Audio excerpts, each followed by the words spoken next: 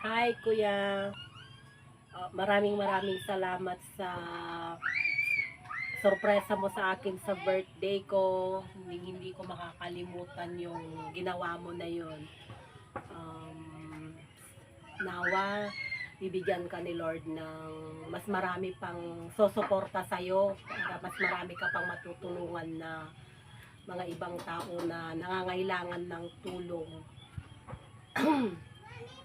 Sa totoo lang, for the first time na makakatanggap ako ng ganon, kaya kung makikita mo lang siguro yung laman ng puso ko ngayon, talagang masaya ako ngayon. At yun lang, thank you ulit, Merry Christmas and Happy New Year. Thank you. Kami galab shoutout po. Hindi ko na po na i-upload yung pagbati po kay Ate Gracia, Ate Grace ng Isabela. Happy birthday po sa iyo noong January 29. December 29, sorry.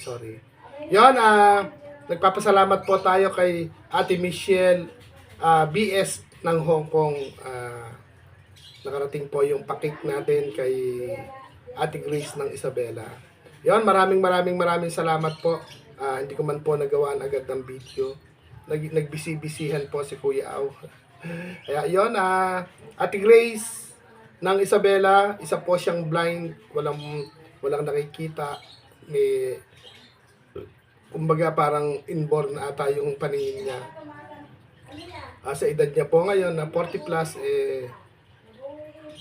nakakahanga po siya. Yung nakaka-video call po natin siya na siya yung nag-aalaga sa nanay niya. Yung nanay niya pong may edad na rin at may kapansanan na rin po. Kaya yun, ito po, nag-video po ako para pasalamatan si Ate Michelle BS ng Hong Kong. At syempre, ito po, i-edit ko to, nag-send sila sa akin ng simpleng picture o short video po. At mag-shoutout lang po tayo para pasalamatan po si Ate Michelle BS po ng Hong Kong. At Happy New Year, Merry Christmas. Tsaka syempre po, napasalamatan din po natin si Mami Seni Kitty. Tapos sa pagmamahal po niya, ginamit ko sa sarili ko po yung pagmamahal mo, Mami Kitty. Sa mga nagpapahatid ng tulong, pagmamahal, yumayakap kay Kuya Au sa ginagawa ni Kuya Au. Maraming salamat po sa inyo. Shout out po sa ating mga mami. Yan, Mami Oli, Mami Seni Kitty. Yan, tapos isa po nating mami, si Mami Erlinda Official. Si Mami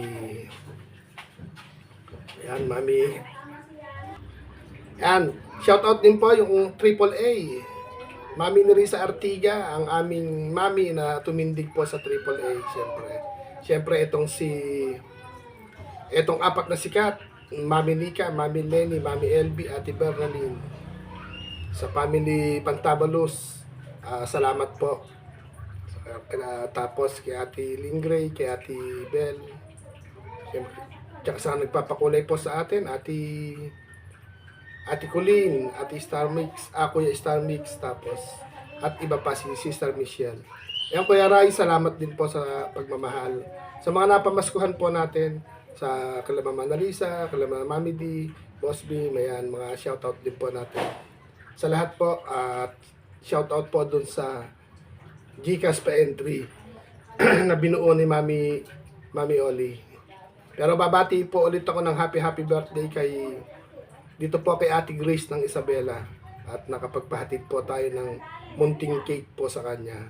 Yan, Ate Grace, pagpasensyaan mo na yung pagmamahal na nakarating po dyan ng munting pagmamahal. Galing po yan sa mga taong may gininto ang puso. Paano ko po ba ito duduktong para ma-play natin, ano?